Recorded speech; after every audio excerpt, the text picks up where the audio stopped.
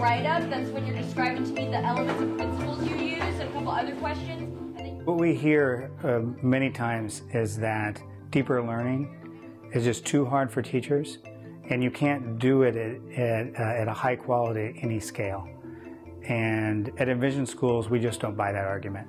We think it's important to have calibration and reliability around performance-based learning. We worked with Stanford University to create a series of performance tasks and having a set criteria that is linked both to standards and to critical cognitive skills, deeper learning type skills like critical thinking and problem solving. And so when teachers come together and look at student work or watch student presentations, they're all working from the same rigorous standard to evaluate the work.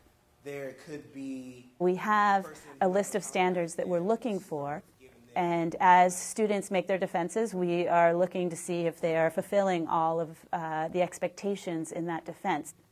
Each of those panels gets together and they make sure that they are grading students the same across the board, and then they work with their panelists to do that as well. Starting with this context, the idea that he demonstrates beyond a shadow of a doubt that he understands what the work was about. Does anybody believe that they have evidence to support checking that box? I feel like he did do pretty well with his critical lens analysis on the slides themselves, but when he was asked to really talk about it, it seemed like he wasn't making those connections.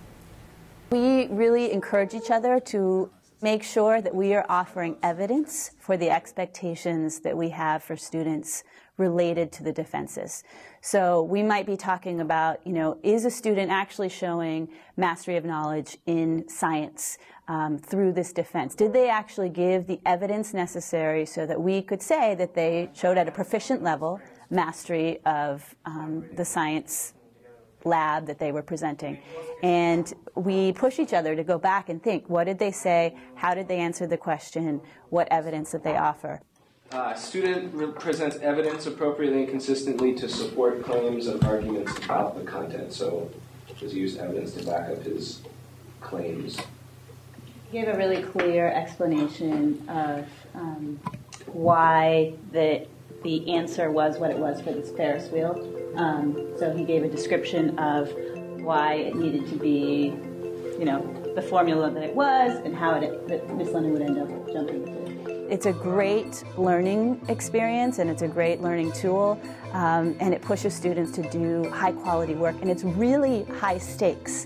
And so I feel really good that the students are well prepared for college in that way. Richard, as your advisor, I'm proud to announce you've passed your graduation portfolio.